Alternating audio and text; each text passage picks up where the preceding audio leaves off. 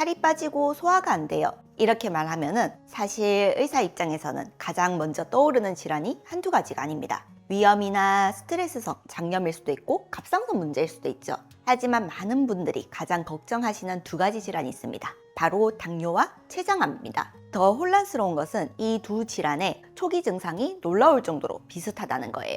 실제로 췌장암 환자의 80에서 85%가 진단 과정에서 원인 불명의 체중 감소를 경험하고 당뇨병 환자 역시 조절되지 않는 상황에서는 똑같이 체중이 빠집니다. 소화불량과 피로감 두 가지 질환에서 나타나는 공통 증상이에요.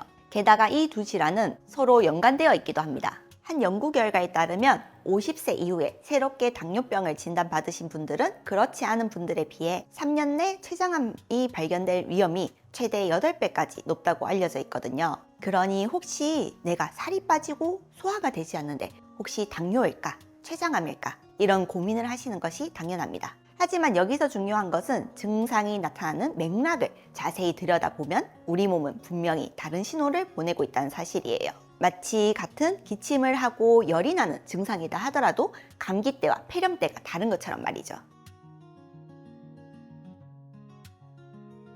가장 중요한 첫 번째 차이점, 바로 체중 감소의 양상입니다. 이것 하나만 제대로 체크하셔도 혼란의 절반은 덜어낼 수 있습니다. 나는 요즘 계속 배가 고프고 평소보다 더 먹는 것 같은데도 살이 빠져요 하시는 분이 계신가요? 이것은 당뇨의 강력한 신호일 수 있습니다. 우리 몸의 세포들이 에너지원인 포도당을 제대로 쓰지 못해서 세포가 계속 굶주리는 상태가 되는 겁니다. 그래서 몸은 자꾸 배고프다는 신호를 보내고 먹어도 에너지가 부족하니 저장된 지방과 근육을 뺏어 쓰면서 살이 빠지는 이른바 풍요 속의 빈곤 상태가 되는 거죠. 반대로 입맛이 뚝 떨어져서 음식을 보기만 해도 싫고 조금만 먹어도 배가 불러서 거의 먹지를 못하는데 살이 쭉쭉 빠져요 하신다면은 이건 췌장암의 신호를 의심해봐야 합니다. 암세포가 몸의 대사를 비정상적으로 높여서 스스로를 소모시키는 이른바 암으로 인한 심한 소모 상태일 수 있습니다.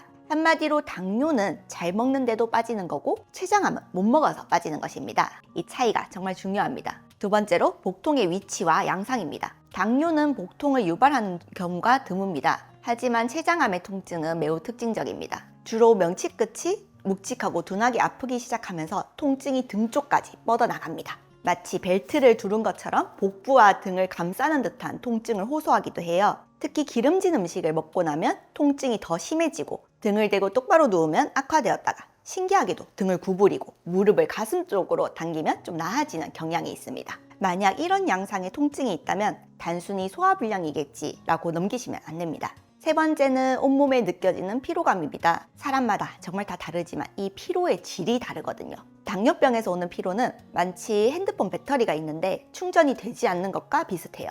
세포들이 포도당을 제대로 쓰지 못해서 늘 에너지가 부족한 상태가 되는 거죠. 하지만 췌장암으로 인한 피로는 좀 다릅니다. 암세포가 몸의 에너지를 계속 빼앗아서 생기는 전식 쇠약감이라고 보시면 돼요. 잠을 충분히 자도 개운하지 않고 몸이 축 늘어지는 듯한 무기력한 증상이 계속되는 경우가 많습니다. 그러면 어떤 증상이 나타났을 때 이건 정말 위험할 수 있겠다라고 생각하고 병원으로 달려가야 할까요? 지금부터는 고민 없이 병원 방문을 결정해야 하는 결정적인 증거를 알려드리겠습니다. 첫 번째는 황달입니다. 눈의 흰자위나 피부가 노랗게 변하는 거죠. 이건 췌장 머리 부분에 생긴 종양이 담즙을 내려오는 길을 막아서 생기는 증상입니다. 황달이 나타나면 소변색이 콜라처럼 아주 진해지고 반대로 대변색은 하얗거나 회색빛으로 변합니다. 온몸이 미치도록 가려운 증상이 동반되기도 하고요. 황달은 췌장암을 비교적 조기에 발견하게 해주는 아주 중요한 기회일 수도 있습니다. 두 번째는 지방변입니다. 혹시 대변을 봤는데 변기 물 위에 기름 방울이 둥둥 떠 있거나 변이 하얗고 심한 악취를 풍기면서 물에 둥둥 뜨는 영상을 보신 적 있으신가요? 이게 바로 지방변입니다. 췌장이 지방 소화 효소를 제대로 못 만들어 먹은 지방이 그대로 대변으로 나오는 것입니다. 이는 췌장의 소화 기능에 심각한 문제가 생겼다는 명백한 증거입니다. 마지막으로 정말 중요한 사실 하나를 더 말씀드리겠습니다. 바로 새롭게 생긴 당뇨병입니다. 특히 50세 이상이면서 비만하지도 않고 당뇨 가족력도 없는데 갑자기 당뇨병이다 라는 진단을 받으셨다면 이는 췌장이 보내는 조기 경고일 수도 있습니다. 앞서 말씀드렸듯이 일부 연구에 따르면 50세 이후에 당뇨를 처음 진단받으신 분들은 그렇지 않은 분들에 비해 3년 내 췌장암 발견 위험이 최대 8배까지 높기 때문입니다. 이처럼 갑자기 생긴 당뇨와 원인 모를 체중 감소가 동반된다면 반드시 췌장 정밀 검사를 고려해 보셔야 합니다. 그렇다면 우리는 이제 무엇을 해야 할까요? 막연히 불안해하는 대신에 오늘 제가 알려드린 내용을 바탕으로 내 몸의 상태를 차분히 점검해 보는 겁니다. 제가 딱 4가지 체크리스트를 정리해 드릴게요. 이 중에서 2가지 이상이 해당된다면 소화기내과 전문의를 찾아가 상담을 받아보시길 바랍니다. 첫째, 6개월 이상 다이어트를 하지 않았는데도 체중이 5% 이상 빠졌어요. 특히 입맛이 없어서 못 먹어서 빠진 경우나 반대로 잘 먹었는데도 계속 빠지는 경우 모두 주의하셔야 합니다. 둘째, 명치나 등에 둔한 통증이 지속되고 등을 구부리면 편해지는 등 자세에 따라 통증이 변한다. 셋째, 50세 이후에 특별한 위험 요인 없이 당뇨병을 진단받았고 체중 감소가 함께 나타났다. 넷째, 눈에 흰자위가 노래지는 황달이 생겼거나 변기 무리에 기름이 뜨는 지방변을 보았다. 병원에 가실 때는 그냥 소화가 안 돼요 라고만 말씀하시기보다는 명치 뒤쪽 등이 아픈데 허리를 숙이면 좀 나아져요, 대변에 기름이 떠요 와 같이 구체적으로 증상을 설명하시는 것이 정확한 진단에 훨씬 큰 도움이 됩니다.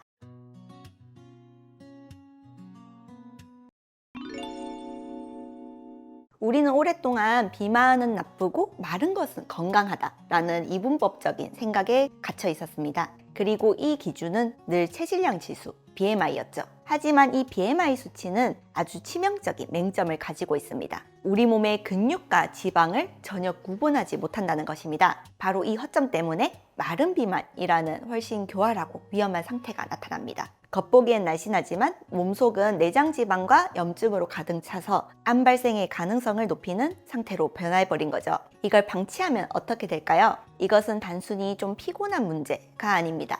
미국 MD 앤더슨 암센터의 한 연구에서는 하루 대부분을 앉아서 보내는 시간이 가장 긴 그룹이 가장 짧은 그룹에 비해 암으로 사망할 위험이 무려 52%나 더 높다고 밝혔습니다. 정상 체중이라는 가면 뒤에 숨어서 자신도 모르게 생명의 위협을 키우고 있었던 것입니다. 많은 분들이 암은 유전이나 운명이라고 생각하지만 진실은 다릅니다. 유방암의 90% 이상은 유전이 아닌 생활 습관 및 환경 요인과 관련되어 있습니다.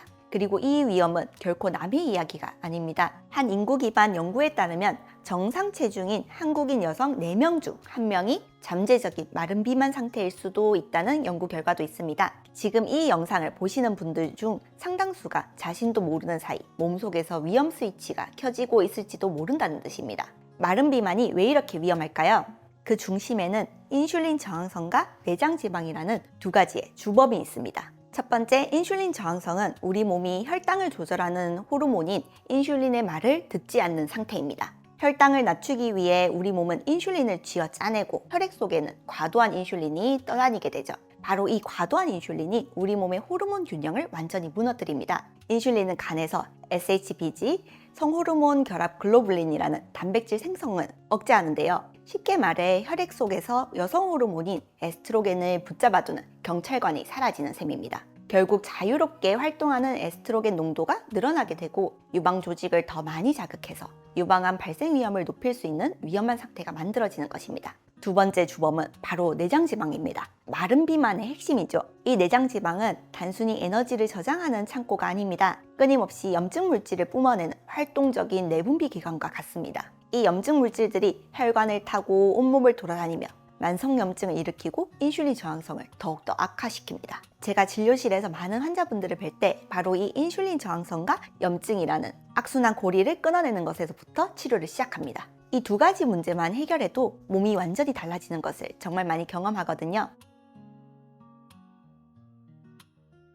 그런데 이게 끝이 아닙니다. 이 위험한 연결고리는 다른 질병과 만나면서 더욱 증폭됩니다. 특히 40, 50대 여성분들 중에서 다낭성 난소증후군 진단을 받으신 분들이 계시죠? 이 질환의 핵심 원인이 바로 인슐린 저항성입니다. 2024년에 발표된 한 연구에서는 다낭성 난소증후군을 앓는 여성이 그렇지 않는 여성에 비해 유방암 걸릴 확률이 약 3.7배 높을 수 있다는 보고도 있었습니다. 앞선 연구는 더 추가적인 연구가 필요하지만 여기서 분명한 것은 인슐린 저항성을 제대로 관리하는 것이 암으로 가는 아주 중요한 길목 하나를 차단하는 데 도움이 될 수 있다는 사실입니다. 65세 이상 어머니, 아버님들은 더욱 심각합니다. 나이가 들면서 근육이 빠지고 배만 나오는 근감소성 비만이 나타나기 때문인데요. 팔다리는 가늘어졌는데 왜 배만 나올까? 이게 그냥 나이살이겠거니 라고 생각하셨을 겁니다. 하지만 이건 생존을 위협하는 질병 상태입니다. 여러 연구를 종합한 메타 분석 결과 근감소증이 있는 유방암 환자는 그렇지 않은 환자에 비해 사망 위험이 무려 71%나 더 높았습니다.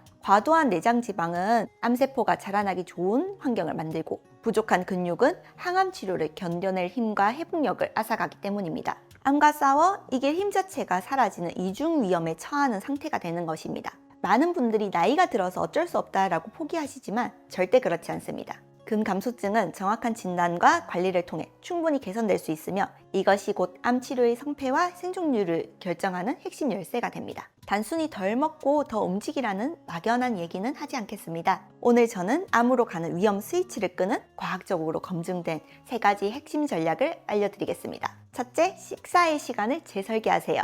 바로 시간 제한 식사입니다. 한 유망한 연구 결과에 따르면 유방암 생존자를 대상으로 매일 밤 13시간 이상 공복을 유지한 그룹은 그렇지 않은 그룹에 비해 암 재발 위험이 36% 낮았습니다. 음식을 먹지 않는 시간을 확보해서 우리 몸이 스스로를 정화하고 인슐린 수치를 안정시켜 호르몬 시스템을 리셋할 시간을 주는 것입니다. 예를 들어 저녁 7시에 식사를 마쳤다면 다음날 아침 8시 이후에 아침을 드시는 것입니다. 이것만으로도 여러분은 강력한 건강 스위치를 켜는 셈입니다. 둘째, 운동의 목표를 재설계하세요. 40, 50대 직장인이라면 긴 운동 시간보다는 운동 스낵이 훨씬 효과적일 수 있습니다. 하루 종일 앉아있는 시간을 1, 2분이라도 깨고 일어서서 계단을 오르거나 맨몸 스쿼트를 20회 정도 하는 것입니다. 이 짧은 움직임이 인슐린 저항성을 만드는 비활동의 사슬을 끊어내는 효과적인 방법입니다. 65세 이상이라면 운동의 목표는 근육 저축이 되어야 합니다. 부족한 근육이 사망 위험을 높인다는 사실을 기억하셔야 합니다. 단백질을 충분히 섭취하면서 가벼운 저항 운동으로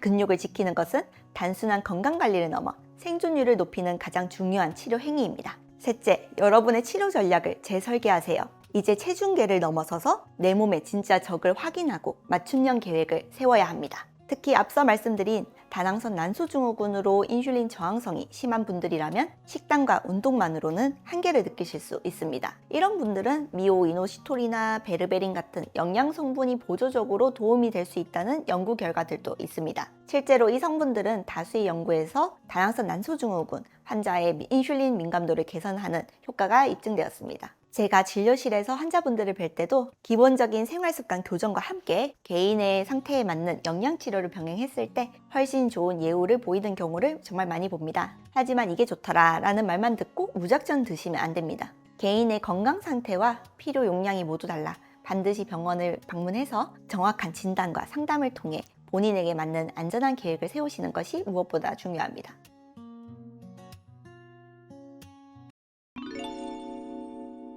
우리가 흔히 접하는 면역력 강화라는 말은 사실 의학적인 개념이라기보다는 마케팅을 위한 편의적인 표현에 가깝습니다. 실제로 면역은 무작정 올리는 것이 아니라 균형을 맞추는 것이 중요합니다. 여러 면역 세포들과 신경 물질들이 상호작용하며 정교한 균형을 유지하는 복잡한 체계이기 때문입니다. 예를 들어 아연 같은 경우는 면역 기능에 필수적이지만 과잉 섭취하면 오히려 구리 흡수를 방해해서 면역 기능을 억제할 수도 있는 역설적인 결과를 낳을 수도 있습니다. 비타민 C나 B군 같은 수용성 비타민도 필요 이상 먹으면 흡수되지 못하고 소변으로 배출될 뿐입니다. 결국 많은 분들이 면역력 강화라는 모호한 정보에 의존하여 시간과 노력을 들여온 셈입니다. 오늘은 그 접근법을 바로잡고 진짜 문제의 원인과 제대로 된 해결책을 알려드리겠습니다. 코로나같이 반복적인 바이러스 감염 후에 겪는 우리의 문제는 단순히 면역력이 약해진 상태가 아닙니다. 더 정확히는 면역 시스템의 조절 기능이 무너진 교란된 상태라고 할 수 있습니다. 즉, 불필요한 곳에서는 과잉 반응을 하고 정작 필요할 땐 제 기능을 못하는 상태가 되는 것입니다. 이러한 불균형은 불필요한 염증을 지속시키거나 심지어 우리 몸을 스스로 공격하는 자가 면역 반응과 유사한 상태를 만들기도 합니다. 동시에 새로운 감염원에 대해서는 무력하게 반응해서 감기 같은 경우는 더 자주 걸리는 결과를 낳을 수도 있습니다. 많은 분들이 호소하시는 뭘 해도 풀리지 않는 극심한 피로감이나 머리에 안개 낀 것 같은 브레인 포그 현상이 바로 이 면역력이 무너진 상태의 대표적인 예입니다. 이 증상들의 핵심 원인 중 하나가 바로 우리 몸의 면역세포, 그 중에서도 바이러스를 직접 공격하는 T세포가 탈진 상태에 이르렀기 때문입니다. T세포의 탈진이란 만성적인 바이러스 자극 등에 의해서 T세포가 지속적으로 활성화되지만 정작 바이러스를 제거하는 핵심 기능은 점차 상실하는 기능 저하 상태를 의미합니다. 좀 더 자세히 설명드리면 T세포 표면에는 PD-1 같은 억제성 수용체가 있는데 이 수용체는 T세포의 활동에 브레이크를 거는 역할을 합니다. 그러나 만성 자극이 지속되면 T세포에 있는 이 PD-1 같은 억제성 수용체가 늘어나서 바이러스를 공격하라 라는 신호를 받아도 실제 능력, 즉 감염 세포를 파괴하거나 염증을 조절하는 사이토카인의 분비 등의 기능은 떨어지게 됩니다. 활성화 신호는 계속 받지만 정작 효과적으로 대응하는 능력은 떨어지는 거죠. 이러한 비효율적인 면역 반응은 체내의 지속적인 저강도의 염증 상태를 만들고 에너지 대사와 신경계의 기능에도 영향을 미칩니다. 바로 이것이 여러분의 의지와는 상관없이 몸이 무겁고 머리가 맑지 않은 이유입니다. 따라서 여러분이 느끼는 그 피로감은 단순한 심리적인 문제가 아니라 이러한 세포 수준에서 벌어지는 생물학적인 현상일 수 있습니다. 이렇게 면역 시스템의 조절 기능이 무너지게 되면 연쇄적으로 다른 문제들이 뒤따를 수 있습니다. 코로나 감염 후에 없던 대상포진에 걸리거나 알러지가 심해지고 소화불량이 잦아지는 분들이 많으신데요. 이것이 바로 면역 시스템의 조절 기능이 약화되면서 그동안 억제되어 있던 다른 문제들이 표면으로 드러나는 현상입니다. 대표적인 것이 바로 아까 말했던 대상포진이나 입술포진 같은 잠복 바이러스의 재활성화입니다. 대상포진 바이러스나 단순포진 바이러스는 한번 걸리고 나서는 우리 몸의 신경 속에 숨어 있는데 평소에는 우리 면역 시스템에 의해 억제되어 있습니다. 하지만 면역 시스템이 교란되면 이런 바이러스들이 다시 활동을 시작하면서 극심한 피로와 통증을 유발하게 되고 면역계의 기능 저하를 더욱더 심화시키는 악순환을 만들게 됩니다. 여기에 장, 뇌, 면역 충해 이상도 중요한 퍼즐 조각입니다. 장내 미생물 환경이 무너지면 장 점막의 투과성이 증가하고 이는 지속적인 전신염증 반응을 악화시킬 수 있습니다. 문제는 단일 감염이 아니라 초기 감염, T세포 탈진, 잠복 바이러스의 재활성화, 또 장내 환경의 붕괴, 그리고 지속적인 전신염증 반응으로 이어지는 복합적인 위기입니다. 그러니 단 하나의 영양제나 단편적인 관리법으로는 이 복잡하게 연관된 문제들을 해결하기 어려운 것입니다. 이렇게 복잡하게 연관된 문제들을 해결하려면 단순히 뭔가를 계속 더하는 강화 방식이 아니라 시스템 전체의 균형을 되돌리는 리셋이 필요합니다. 제가 말씀드리는 기능의학적 면역 리셋이란 문제의 근본 원인을 시스템적으로 접근해 해결해 가는 방법입니다. 첫째, 지속적인 염증 상태를 조절합니다. 둘째, 세포의 에너지 생성 기관인 미토콘드리아 기능을 회복시키고 세포 단위의 에너지 생산 효율을 높입니다. 셋째, 미생물 균형을 바로잡고 면역 기능의 핵심인 장 건강을 회복합니다. 넷째, 이 과정에서 생기는 산화 스트레스를 관리해 세포 손상을 줄입니다. 이때 활용되는 의학적인 도구들은 단순히 영양을 보충하는 강화제가 아닙니다. 기능이 저하된 특정 대사 경로를 정상화하고 면역 시스템이 스스로 균형을 되찾도록 돕는 정교한 기능 회복 도구라고 보시면 됩니다.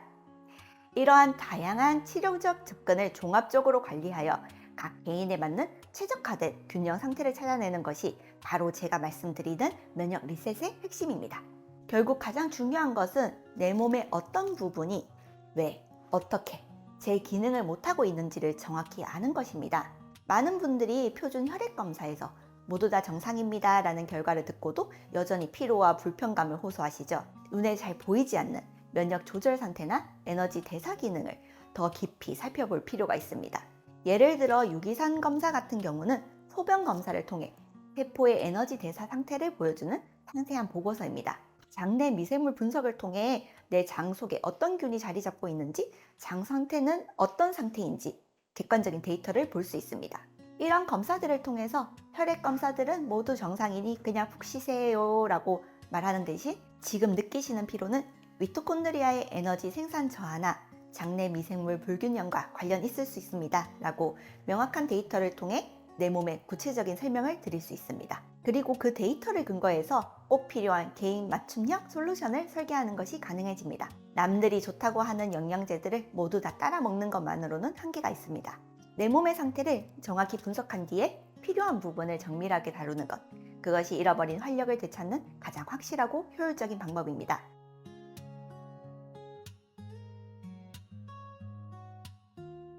오늘 이야기가 반복되는 감염과 피로감에 지치신 분들께 작은 실마리가 되었길 바랍니다. 혹시 내 몸의 면역 균형에 대해서 더 궁금한 점이 있다면 전문적인 상담을 통해 보다 정확한 진단과 상담을 받아보시길 바랍니다. 지금까지 이웃집 닥터 이승은이었습니다. 감사합니다.